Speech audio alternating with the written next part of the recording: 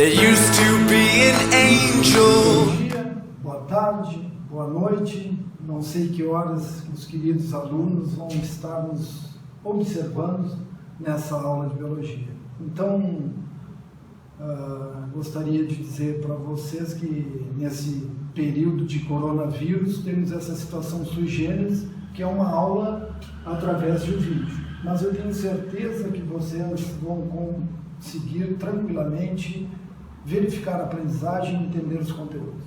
Acompanhando então a aula que a gente já teve, a primeira aula, a gente já teve o primeiro encontro, guris. Qual foi o nosso primeiro encontro aqui na parte da biologia? O primeiro encontro eu vou colocando aqui para vocês como se fosse uma história, e a gente vai chegar aqui no final da aula. Então, com tranquilidade, eu passo para vocês. Olha, Luiz, que a primeira aula que a gente viu foi a origem da vida. Como que surgiram os seres vivos? Nesse processo, nós temos 5 teorias aceitas de origem da vida. Então, a primeira teoria seria a teoria criacionista. Quem é que fez os seres vivos? Foi Deus. Aonde que ela está escrita? Na Bíblia. Base científica? Não tem. Mas tem, sim, fundamento na fé de cada um. É uma teoria que até hoje é aceita por muitas pessoas com toda tranquilidade. Só o seguinte, o criacionismo também defende o fixismo, que é negar o processo de evolução. Então, a evolução sim está comprovada cientificamente, através das suas evidências químicas, biológicas, evidências anatômicas e até embrionárias. Mas, teoria de origem da vida vale uma criacionista. Depois, data de 400 anos antes de Cristo, a teoria da biogênese, defendida por grandes figuras como Aristóteles, que, inconformados com a teoria do criacionismo, queriam desenvolver a sua própria teoria. Então, essa teoria dizia que a vida teria vindo da matéria bruta. Essa teoria foi derrubada por Louis Pasteur, que descobriu o método da pasteurização.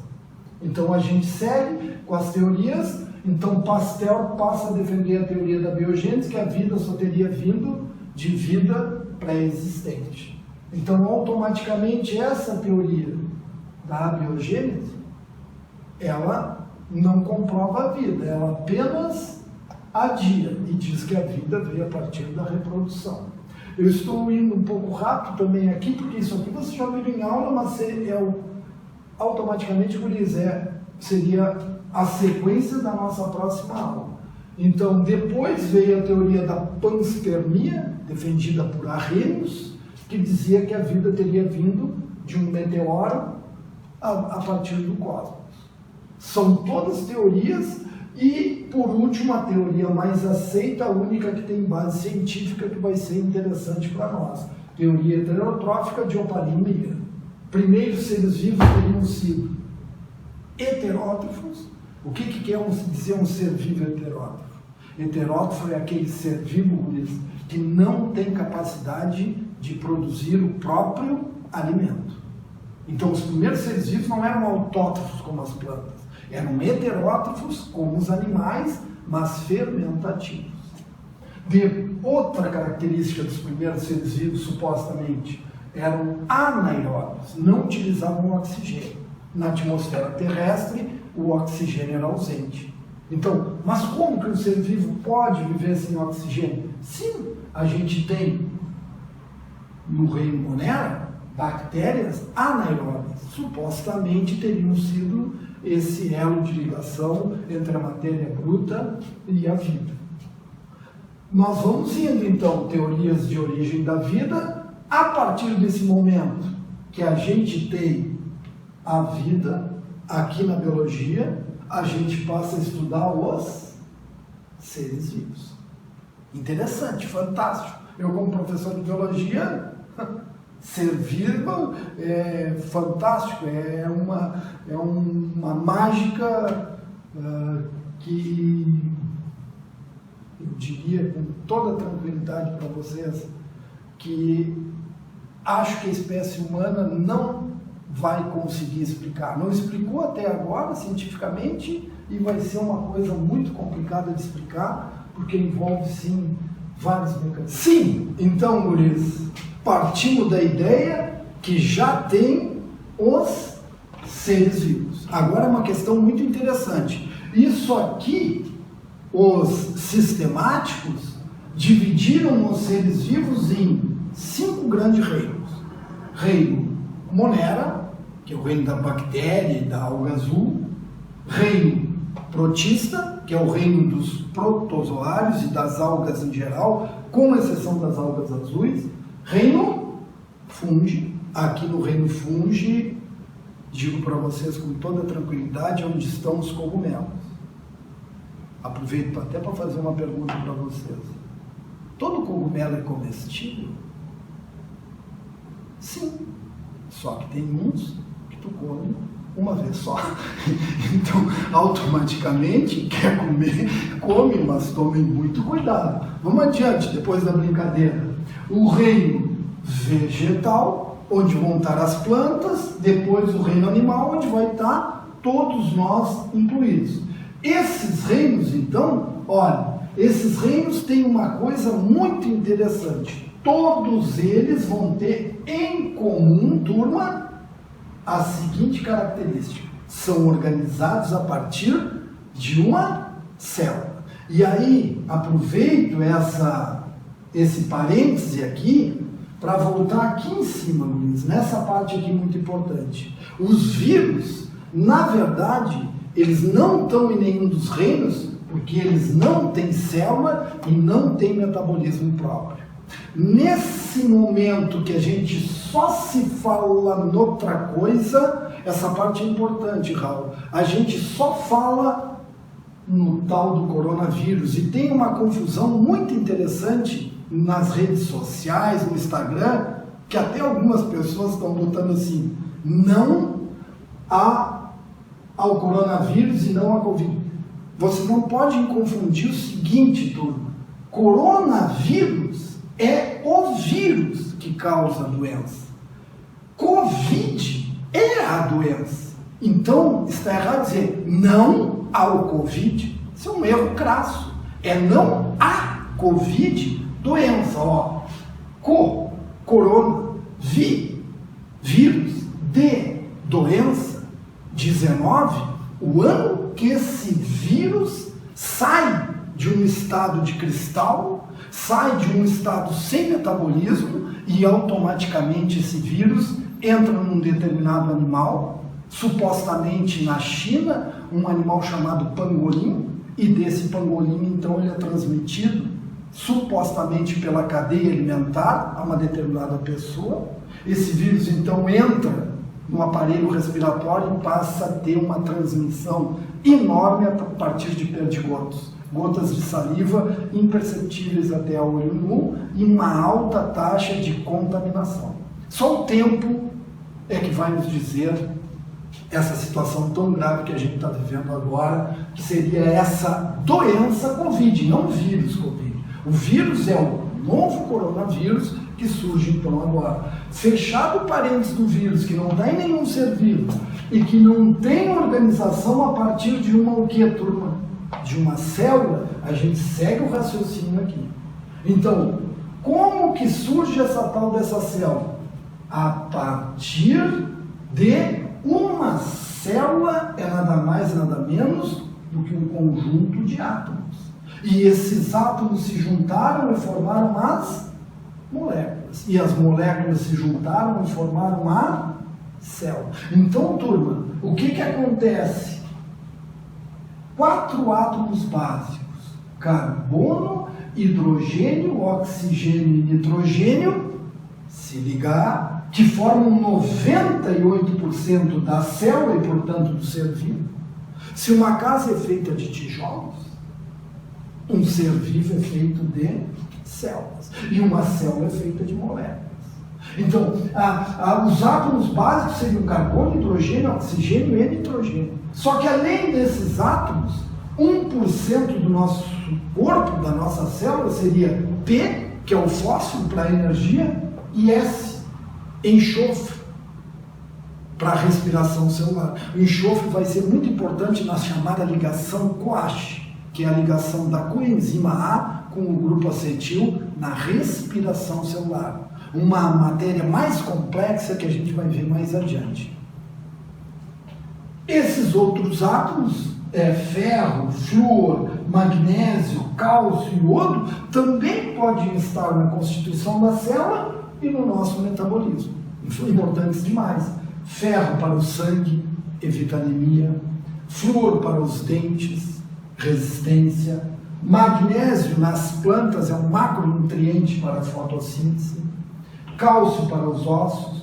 Iodo, uma glândula que tem no pescoço, a chamada tireoide. Fantástico isso aqui. Se faltar o iodo, a tireoide cresce. A pessoa fica com bócio e a pessoa fica com deficiência de produção de energia, porque a tireoide regula essa nossa produção de energia.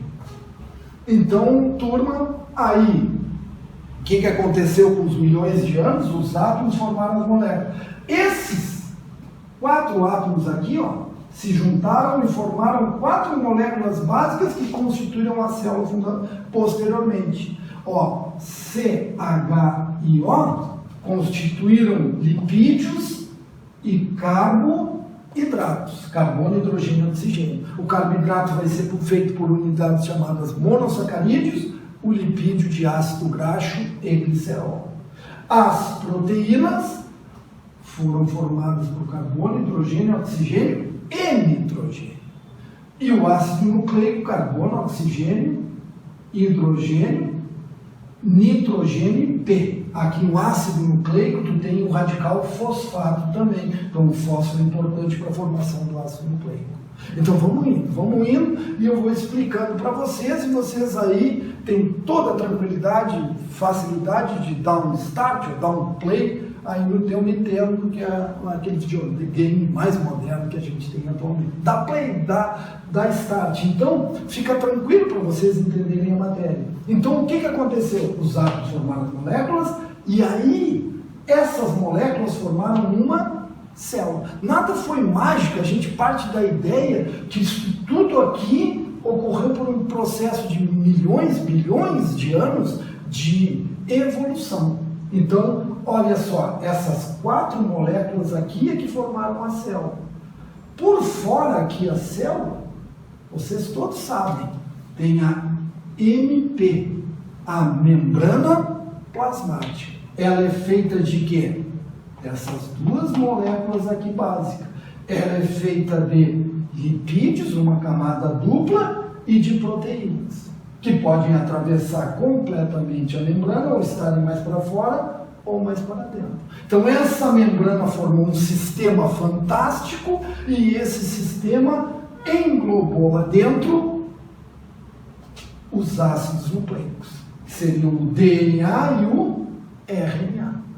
DNA forma RNA e RNA forma ribossomos. Eu tenho um sistema, e essa primeira célula que surge, guris, é chamada célula procariótica. Sem a carioteca, que seria a membrana, olhem turma, que seria a membrana que passaria a envolver o chamado material que é genético. Então ela é sem essa membrana, sem a carioteca, pobre em membranas internas, ou não tem, e sem as organelas. Então, com toda a tranquilidade, seria uma célula mais simples. E o que acontece com o tempo? Essa célula aqui vai se transformar numa célula eucariótica. Não é uma mágica, não foi um pum. O que acontece aqui para essa célula virar essa?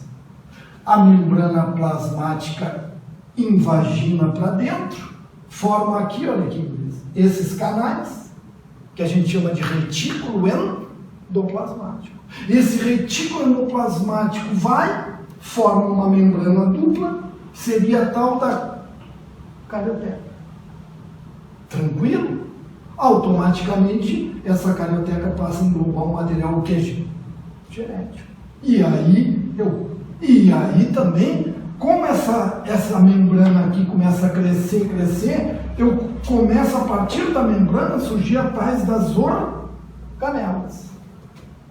Complexo de Golgi, lisossomo, vacúolo, peroxissomo, centríolo. E essa parte aqui foi uma questão muito interessante do Enem. Isso foi uma questão fantástica, porque tem duas organelas aqui, ó. Esse é um tema fantástico.